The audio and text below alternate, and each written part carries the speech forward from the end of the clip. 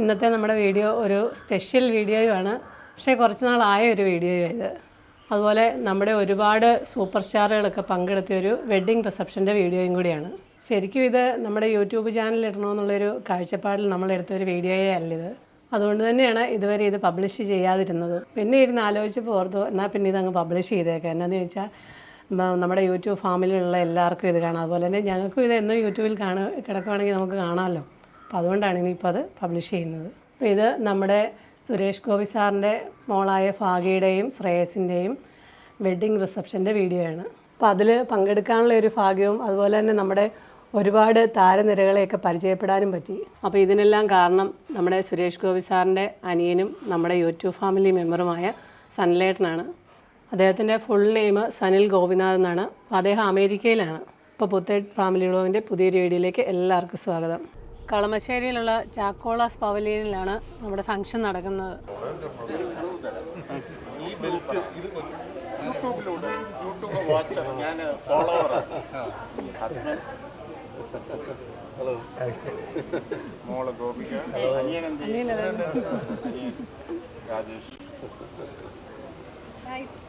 പുതിയ യാത്ര എവിടേക്കാണ്? ഓറഞ്ച് എടുത്തിട്ട് ഇന്നലെ ഓടി എത്തിയിരിക്കുക. സുരേഷ് വീട്ടിൽ ചെന്നാൽ 2 ലോഡ് ഓറഞ്ച്. രാജേഷ് ബാ.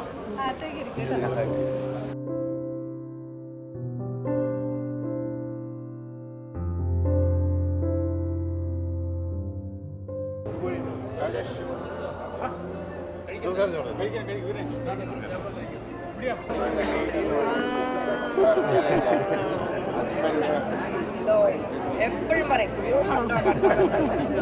മോള് ഗോപിക അഡ്വഞ്ചർ അല്ലേ? ലൈസൻസ് എടുക്കണമെന്ന് പറഞ്ഞ കുറെ വർഷമായിട്ട് നിൽക്കുകയായിരുന്നു. അല്ലെങ്കിൽ നിങ്ങളെ കൂടെ വന്നു കഴിഞ്ഞാൽ 10-12 ദിവസം നമുക്ക് പോകാൻ പറ്റും.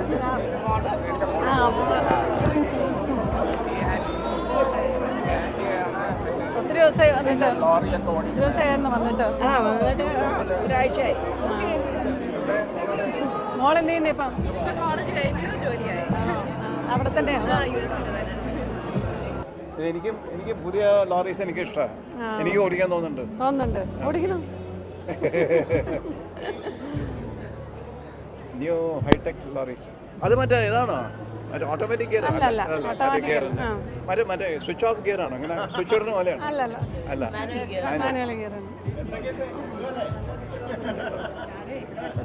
ഞങ്ങൾ പോയിട്ട് ഒരു 10-20-30 ദിവസം കഴിഞ്ഞിട്ടേ വരത്തുള്ളൂ. കാശ്മീർ, ഇങ്ങനെ നേപ്പാൾ എല്ലായിടത്തും. മോളാണ്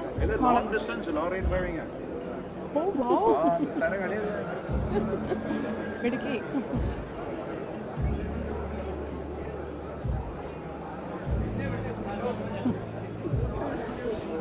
അങ്ങനെ പാട്ടൊക്കെ ഇങ്ങനെ കേട്ടിട്ട് പോകും. പാട്ട് കേൾക്കാൻ പറ്റുമല്ലോ. ഈ വ്ളോഗ് ചെയ്യുന്നതുകൊണ്ട് പാട്ട് കേൾക്കാൻ പറ്റില്ല. അതിനകത്ത് കോപ്പിറൈറ്റ് അടിക്കും. അതുകൊണ്ട് ഞങ്ങൾ കാശ്മീർ, നേപ്പാൾ എല്ലാം ഫുൾ ഇന്ത്യ മുഴുവൻ അങ്ങനെ 10-20-30 ദിവസമൊക്കെ കഴിഞ്ഞിട്ട് വരത്തുള്ളൂ. ഫുഡ് ഒക്കെ വണ്ടിയിൽ തന്നെ ഉണ്ടാക്കിച്ച് വണ്ടിയിൽ തന്നെ കിടന്നുറങ്ങി അങ്ങനെ.